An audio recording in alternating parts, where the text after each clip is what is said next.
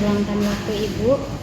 Seperti yang sudah kita jadwalkan, hari ini kita akan berdiskusi tentang rencana observasi pembelajaran yang akan saya lakukan di kelas Ibu. Bagaimana Bu? Tentu saya siap, Bu. Baik, tujuan dari pra-observasi ini adalah agar kita bisa menyamakan persepsi, sehingga observasi nanti bisa berjalan dengan efektif dan nyaman untuk Ibu. Ini bukan penilaian ya Bu, melainkan ajang untuk berkolaborasi dan saling belajar.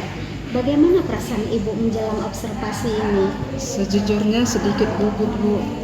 Tapi saya juga antusias karena saya ingin mendapatkan masukan untuk perbaikan. Bagus sekali Bu, semangat seperti ini yang kita butuhkan. Mari kita mulai.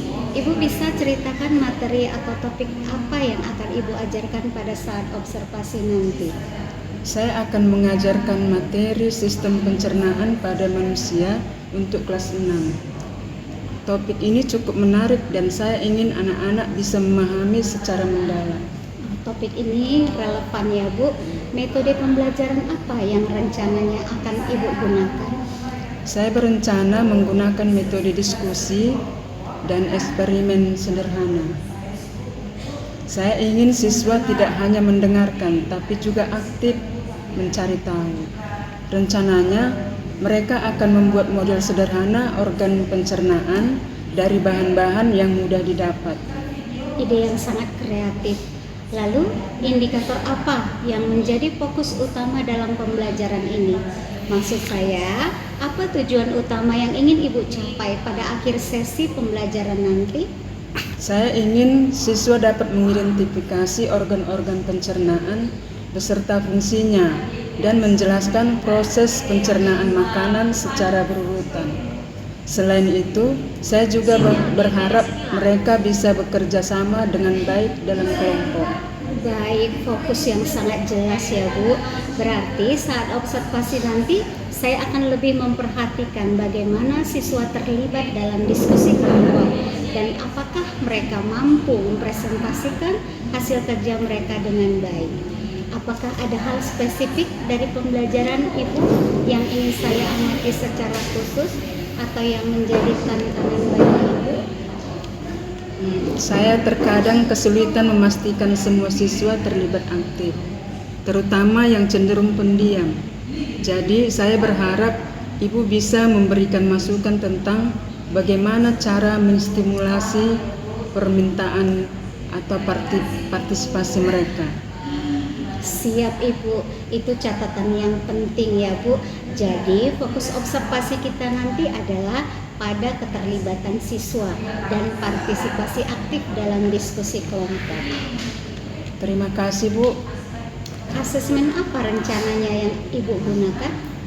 Asesmen kinerja praktik untuk menilai sejauh mana siswa memahami materi organ pencernaan.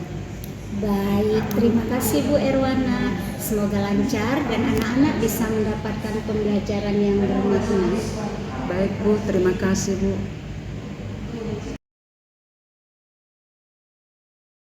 Selamat pagi Ibu Erwana. Selamat pagi. Terima kasih sudah meluangkan waktunya kembali. Bagaimana perasaan Ibu setelah selesai mengajar tadi?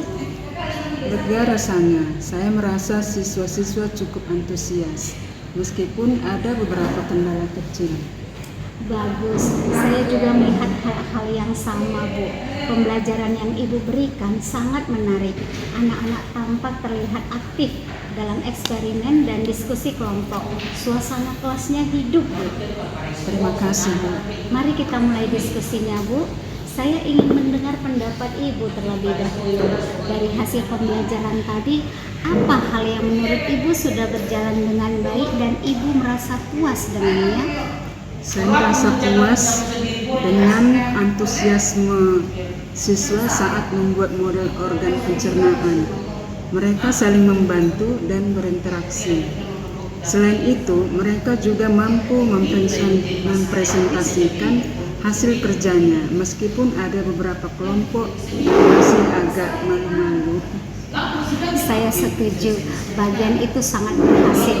saya melihat beberapa siswa yang biasanya pendiam justru sangat aktif saat menilai model itu. Itu adalah strategi yang sangat efektif untuk meningkatkan partisipasi. Nah, sekarang mari kita bahas area yang mungkin bisa kita kembangkan bersama.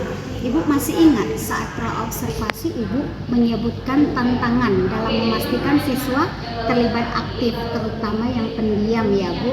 Apa yang Ibu rasakan setelah pembelajaran tadi? Betul Bu, saya masih merasa ada beberapa siswa yang kurang aktif. Misalnya di kelompok 2, ada satu siswa yang cenderung hanya mengamati tanpa ikut berdiskusi. Saya sudah coba mendekati, tapi dia tetap malu-malu. Ya, saya juga mencatat hal itu. Ibu sudah melakukan langkah yang baik dengan mendekati siswa tersebut. Namun, mungkin ada strategi lain yang bisa dicoba. Mungkin saya bisa mencoba variasi lain Bu. Seperti apa itu Bu? Jika di lain waktu saya meminta setiap anggota kelompok untuk mempresentasikan satu bagian dari hasil kerja mereka. Misalnya, satu siswa menjelaskan fungsi organ A dan siswa lain menjelaskan fungsi organ B. Dengan demikian, setiap siswa memiliki giliran untuk berbicara, kemudian untuk mendengarkan yang lainnya.